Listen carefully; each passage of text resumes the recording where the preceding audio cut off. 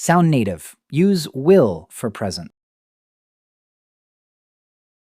Most learners think will equals future, but natives also use will for present habits. Listen, he will talk for hours if you ask about his job. This isn't about the future. It means he tends to do this. This is his habit now. She will often leave her phone on silent and miss everything. Again, that's her typical behavior, her present tendency.